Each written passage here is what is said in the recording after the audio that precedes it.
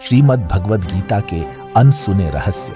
गीता अध्याय 11 श्लोक 47 में श्री कृष्ण जी ने कहा है कि हे अर्जुन, मैंने प्रसन्न होकर अपनी शक्ति से तेरी दिव्य दृष्टि खोलकर यह विराट रूप तुझे दिखाया है। यह विराट रूप तुम्हारे अलावा पहले किसी ने नहीं देखा। जबकि महाभारत के ग्रंथ में प्रकरण आता है कि जिस समय श्री कृष्ण जी कौरवों की सभा में उपस्थित थे और उनसे कह रहे थे कि आप दोनों कौरव और पांडव आपस में बातचीत करके अपनी संपत्ति यानी राज्य का बंटवारा कर लो, युद्ध करना शोभा नहीं देता।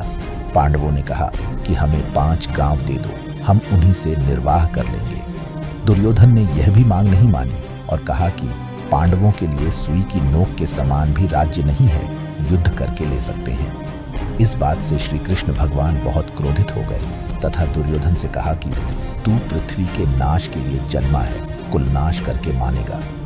भले मानव, कहाँ आधा राज्य, कहाँ 5 गांव, कुछ तो शर्म कर लो। इतनी बात श्री कृष्ण जी के मुख से सुनकर दुर्योधन आग बबूला हो गया और सभा में उपस्थित अपने भाइयों तथा मंत्रियों से बोला कि इस कृष्ण यादव को गिरफ्तार कर लो। उसी समय श्री कृष्ण जी ने विराट रूप दिखाया।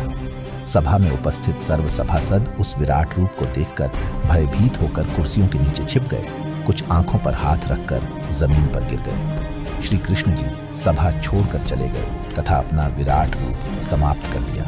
अब उस बात पर विचार करते हैं जो गीता अध्याय 11 श्लोक 47 में गीता ज्ञानदाता ने कहा था कि यह मेरा विराट रूप तेरे अतिरिक्त अर्जुन पहले किसी ने नहीं देखा। यदि श्री कृष्ण गीता ज्ञान बोल रहे होते तो यह कभी नहीं कहते कि मेरा विराट रूप तेरे अतिरिक्त पहले किसी ने नहीं देखा, क्योंकि श्री कृष्ण जी के विराट रूप को कौरव तथा अन्य सभासद पहले देख चुके थे। इससे सिद्ध हुआ कि श्रीमद् भगवद गीता का ज्ञान श्री कृष्ण ने नहीं कहा, उनके शरीर में प्रेतवत प्रवेश करके काल यानी क्षर पुरुष ने कहा था। अध्यात्म की ऐसी ही सत्य जानकारी के लिए चैनल को अभी सब्सक्राइब करें।